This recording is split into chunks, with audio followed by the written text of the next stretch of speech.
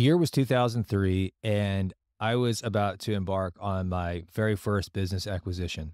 Now, I want to give you an understanding of the circumstances that led to this because it wasn't it wasn't really all that planned as it should have been.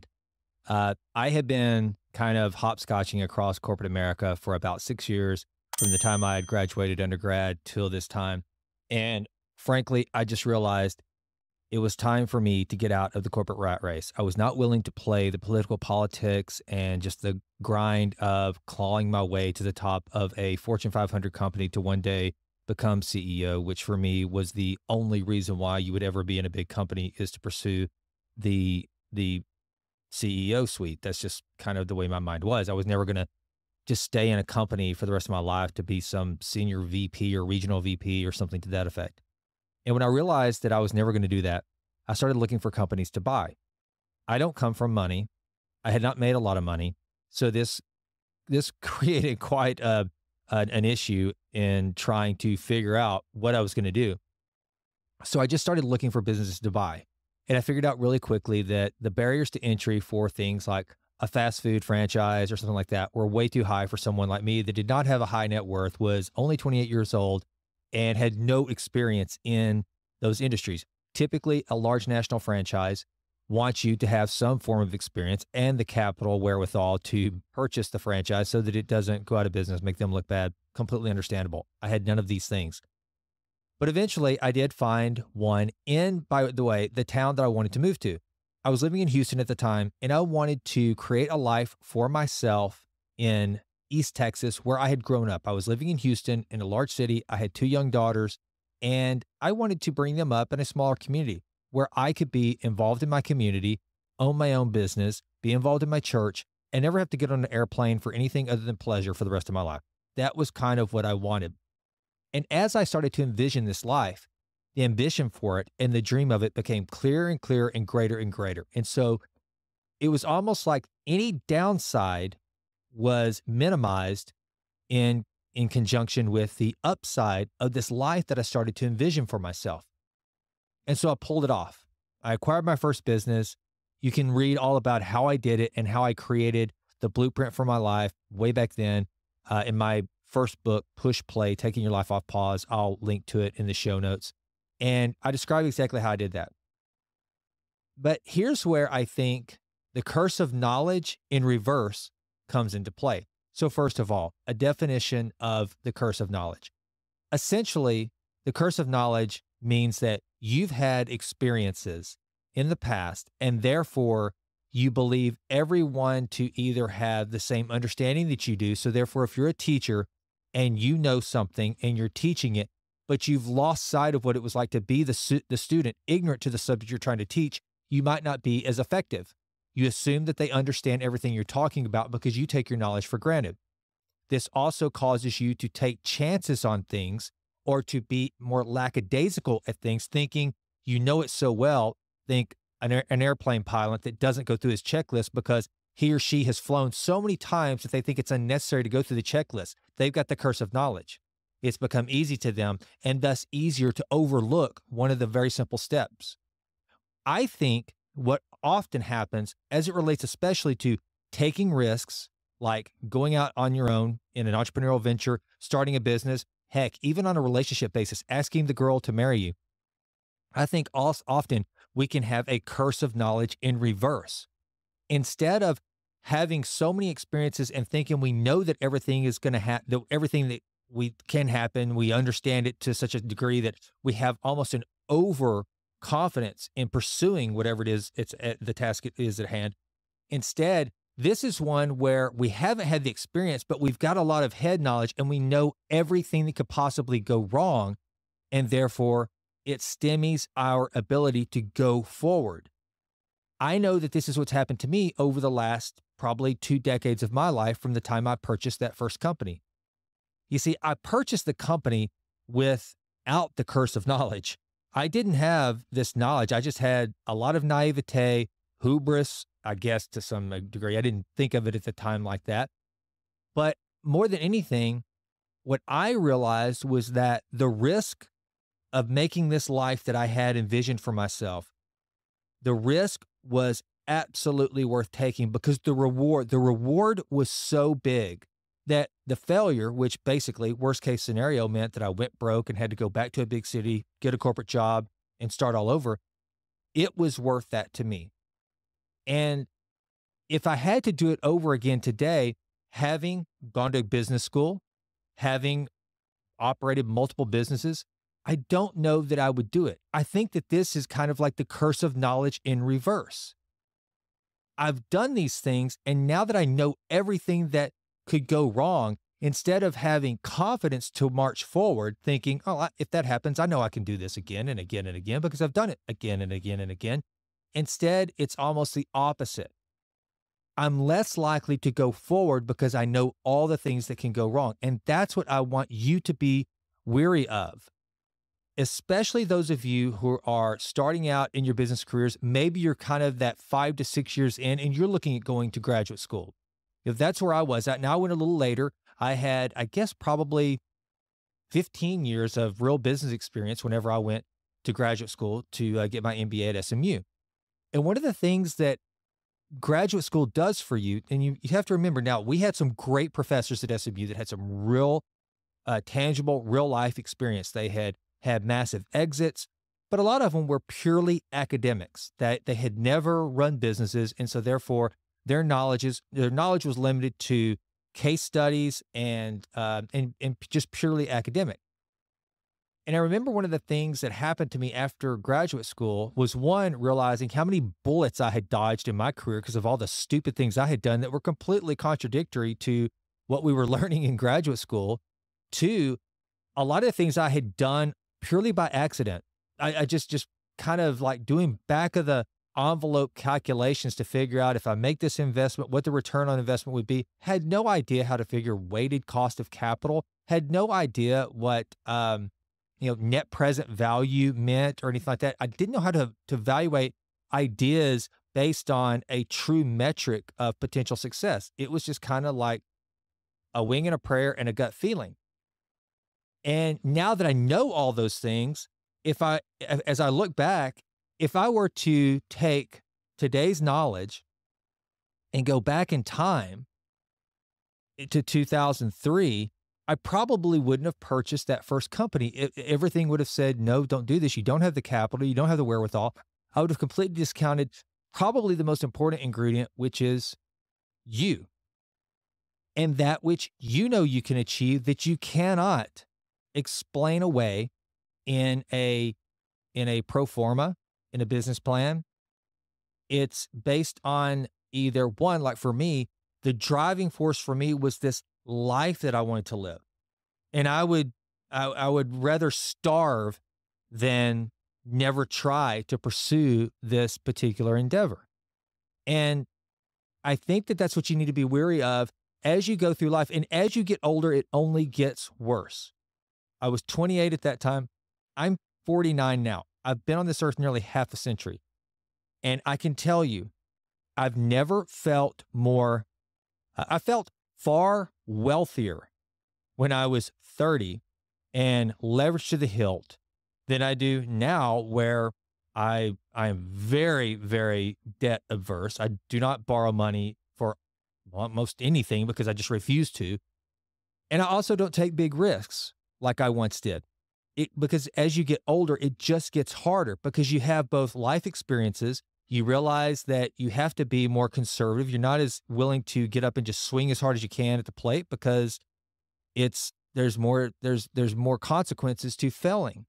But more than that, for me, I have this kind of reverse curse of knowledge in that I know all the things, well, not all, but a lot of the things, a great many more things than I knew back then of what can go wrong. So how do you overcome this reverse curse of knowledge? Here's what I suggest to you.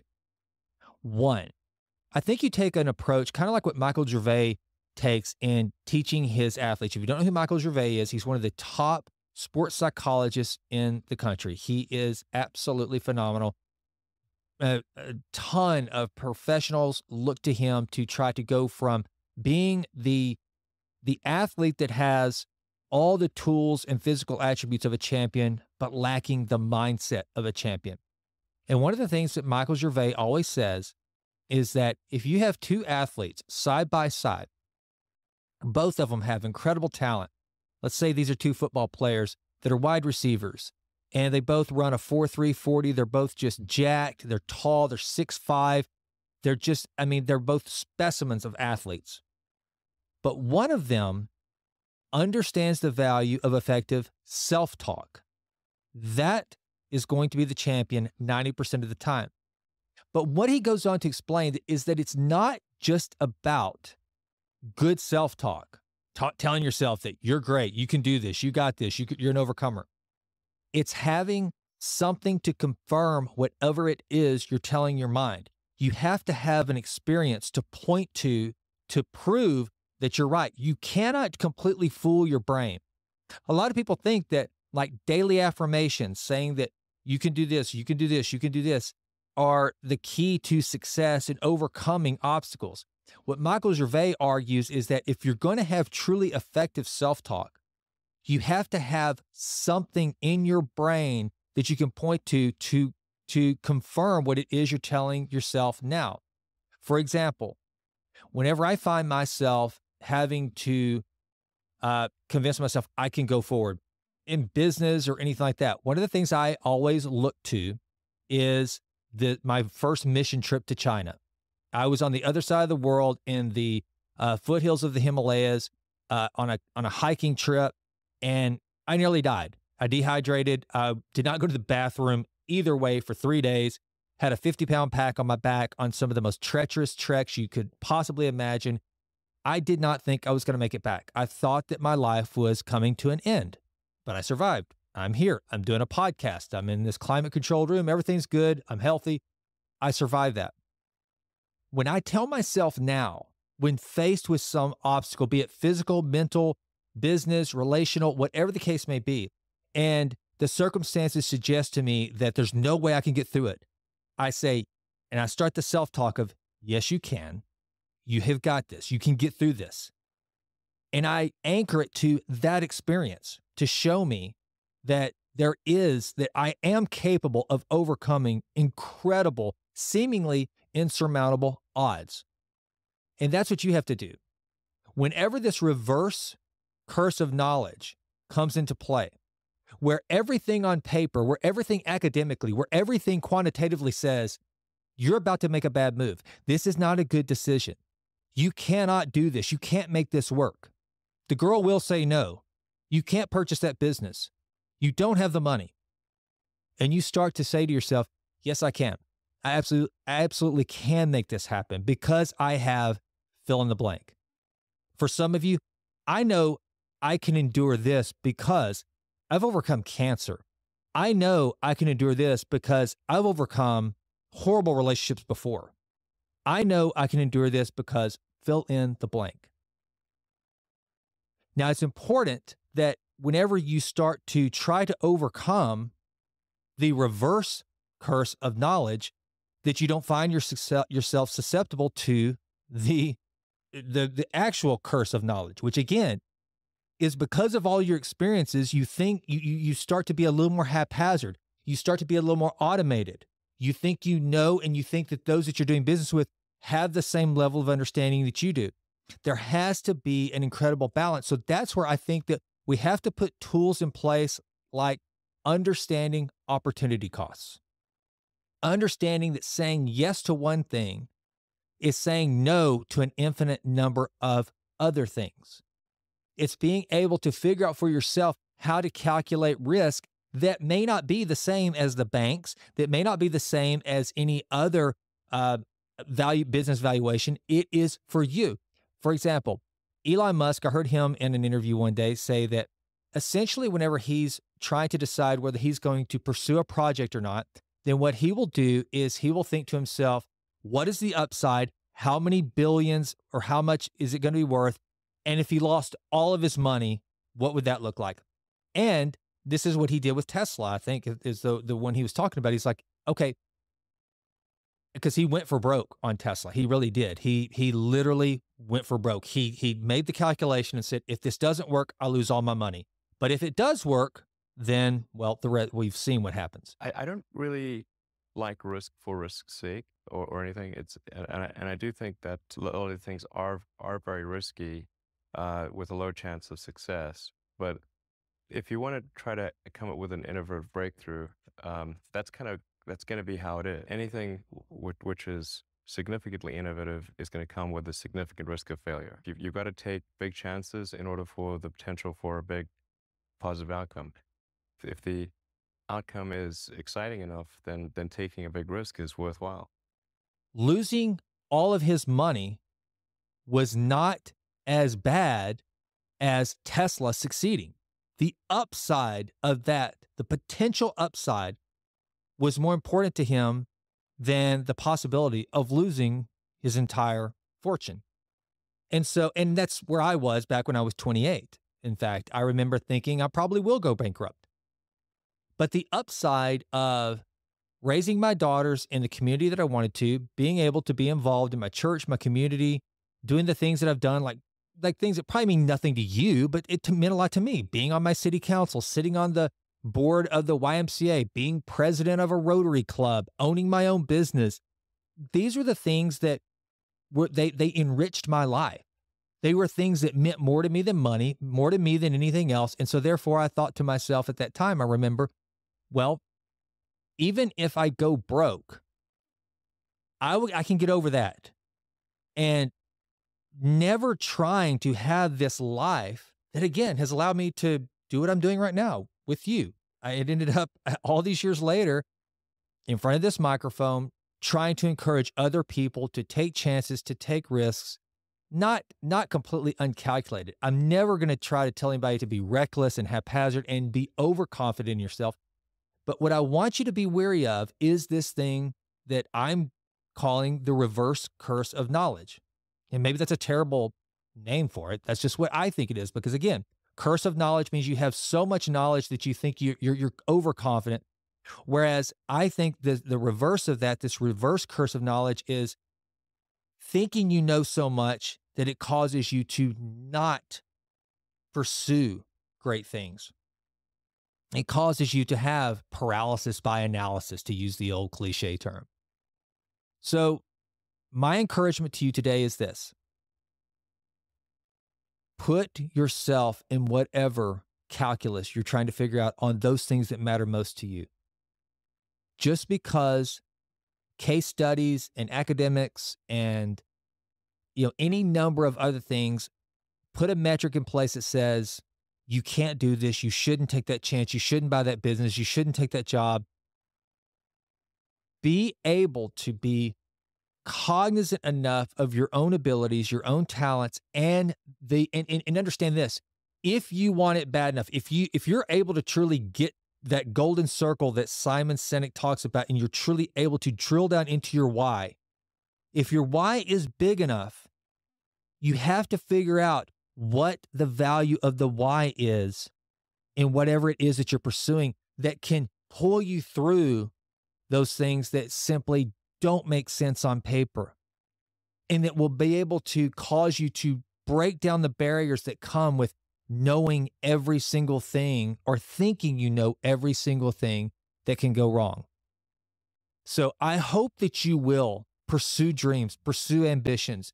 Don't let the reverse curse of knowledge stifle you to such a degree that you take no chances. Take calculated risks, but by all means, we need risk takers. We need people doing big things. And I know you're capable. And I can guarantee you this. Just like I was on the side of that mountain when I thought I wasn't coming home, or I thought I was going to die. One thing I did figure out that day, or those days, is that I am capable of far more than I ever thought possible, but I never would have known it had I not been in that circumstance. The same is going to be with you. If you're looking to pursue some major ambition, something that you just think would be life-changing, I'm here to tell you that, one, it will probably not go as well as you think. But I'll also tell you this too. The worst case scenario probably will not come to pass either. And somewhere in between the worst case scenario, the best case scenario is you fighting your heart out and finding out that you're capable of far more than you ever thought possible. And that, my friends, well, that's magical. All right. I hope this is encouraging to you. Please click like or subscribe. I have had some of the sweetest and kindest comments, people realizing that this is not a big channel. I'm trying to grow it, and I want it to be full of encouragement, mainly to encourage you to improve always in all ways. Thank you so much for listening. I'm Jason, and I'm out. Hey, if you enjoyed this content, please consider clicking like or subscribe. I would appreciate it so much. Continue to improve always in all ways.